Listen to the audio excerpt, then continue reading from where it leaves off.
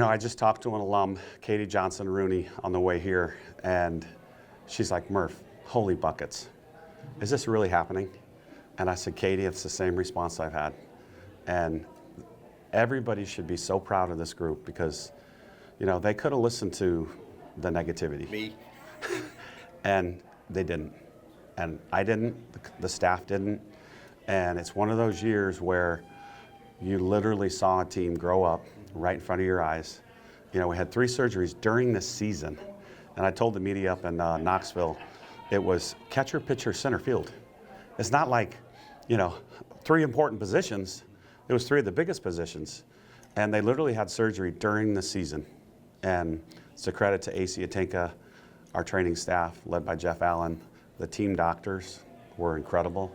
And somehow, some way, all 3 of them are back and better than ever. And I think Beaver just was named All-American today by one source, and hopefully she'll get another one tomorrow. But for them to do what they did, just to come back and play, is a miracle in itself. Murph, it had been such a struggle offensively in the SEC. And you get into regional, you win a 1-0 game, that's 1-1 in the 9th against Southeastern. Valentine hits the 2-run homer, and you scoring 5, and then 9 the next day. So it's kind of like the lid came off. Exactly. I think you're exactly right. That one hit is all he needed. And Riley did it, and then she's done it again. The Grand Slam against Tennessee, and it was such a silly start to the inning. Right. 2 Ks, a duck fart, a hit by pitch, and she almost hit her again. She almost got Riley on the first pitch to her. And then the second pitch, I think she was like, I got to get one across the plate. And Riley sat on it and got it out for a grand slam. And then the weirdest part was we didn't even take the field. And we sat in the locker room for 3 hours. And my biggest worry was all the momentum has just gone away. I really did. I was like, man, I really thought if we could have played right then, we could have scored some more runs right away. But we sat for 3 hours. And then the hero of that game to me was Brisky. Yeah. Giving the ball to a freshman to go to the World Series. And she went out there like she was, a 4th-year player and with no worry, just no nerves. And I think, you're going to see her for the rest of her career just like that. After that gut wrencher in game 1, I watched your post-game press conference, and I think surely he's going to have some anger, but you were I couldn't believe how positive you were. You just kept saying it's still in front of us. Yeah. I mean, was there any doubt? No, because I really felt we outplayed them. Yeah. We out-hit them 2-1. They had twice as many errors. Pitched a great game, just one silly play. And then I felt so bad for Callie, and she bawled for 2 hours in the locker room, and that's not her fault. We had plenty of chances to score. And then the next day, she makes play after play after play. And then she makes the play Sunday that she skies 4 feet in the air and snags a line drive. That would have been a double. That was a web gym. If you'd never seen one, that was one. So it just, I don't know, everything just played our way. I know the ladies are cherishing this underdog role, and you've embraced it. Now, though, how do you hit the reset button? Hey, yeah, this is an accomplishment, everybody, but it's not over. We're not going out there just to make an appearance. Well, we had two guest speakers, I guess you could say, on, I don't know if you heard this, but they called in my phone Thursday night. Haley McClenny was number 1, and then number 2 was Nate Oates.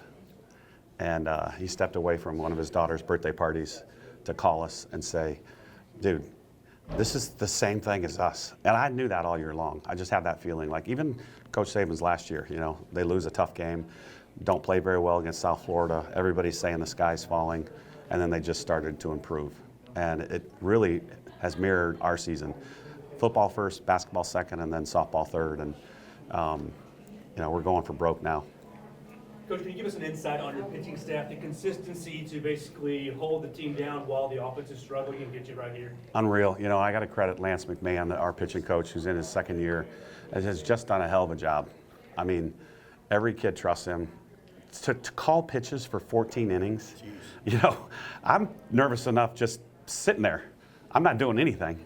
He's calling pitch after pitch after pitch, and 165 for Beaver alone in 10 innings. And it's just remarkable what he's done. But all of them have bought in. They're just low-maintenance kids on and off the field. They do what they're supposed to do. And, when I had a couple people texted me when Beaver came into the game the other night, and the look on her face was, "You're about to be dealt with," kind of look. And you can't coach that. She's just got that it factor, and she works well with Lance, 100%. You touched on Riley. Can you expound on her moment from Saturday getting thrown out on the what might have been a double, I know. and then responding to that? Yeah, she had a plan. She's been really good with her plans lately, and she'll tell everybody in the dugout, "This is what I'm going to do." And she told everybody she's going to get off the plate, get up a little bit in the box, look for the first strike on the outside corner, and rip it. She did that, and missed a home run by like 4 feet.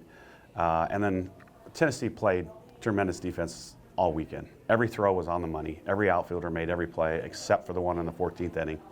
But it was cool that Riley got that double as well. But she has just been getting better and better and better and getting more comfortable. And I think the hit against Southeastern, the home run in the 9th inning, really has propelled her confidence-wise. Coach, you know your team very well. Any concerns on your part going into the World Series about the potential fatigue factor? No. And as a matter of fact, we didn't get home till like 3:45 Monday morning. 3-hour rain delay will do that.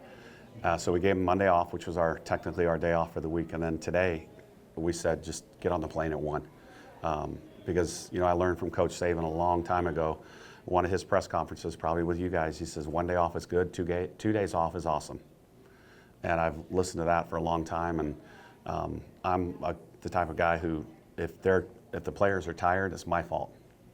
And so I'll ask a senior, "Hey, you tired? You need a day off?" And if they hesitate, they're getting a day off because that means they need a day off. So we've tried our best to play our best at the end. And I think one of the reasons why is we're fresh. There's 1 or 2 more. Has that kind of pissed you off with that underdog role, knowing, hey, your guys are still Alabama, and even despite the injuries, you're still expected to be here, but no one thought that. It's a blessing and a curse. It's Alabama football, it's the New York Yankees, it's the Dallas Cowboys. I mean, seriously, I always use those references, but we're one of only 3 schools in the country that have been to the World Series more than we haven't, and it's remarkable. Arizona and UCLA are the other 2. Alabama. When I started, we were playing slow pitch in high schools. That's how far we've come. This is unbelievable. Yeah, and Bowers. We've upgraded to Bowers, Gary. But just to see how it's where it's come from, and now, and seeing you guys here, it's just remarkable. And I can't tell you how much I appreciate you guys being out here, because when you pay attention to the sport, so does everybody else. Coach, I was watching you in Nashville, watching Kristen with that hit, and I'm like, oh, there's Murphy sprinting, the happiest man I've seen this whole season. Just talk about the emotion with that and bringing that momentum into Oklahoma. Well, when she got up to bat, the first thing I thought of was last year she hit a walk-off against UCF down at the Clearwater tournament. It was a runner at third, slap her up. I said, just bounce it once. If you do that, she's going to score, and she hit it over the pitcher's head, and we walked it off, and she got mobbed at first base. Well, this was a little bigger scenario, obviously, and I would have done the same exact thing that Karen Weekly did. I would have walked the first kid to load the bases to get a force at the plate. That was the smart move. Kristen had struck out twice before that. Not this time. Got enough of it, hit a high chopper, shortstop, there's no way. And Lauren Johnson's fast, and Kristen just put it on the ground, we're going to win. But she had a great weekend too. Kristen was awesome in the leadoff spot. So we don't win that series without her hitting number 1. What's your favorite dugout prop? Say it again? What's your favorite dugout prop? Oh gosh. Probably the sunglasses that goes on the palm tree. I put them on a couple times for good luck, but they're pretty cool.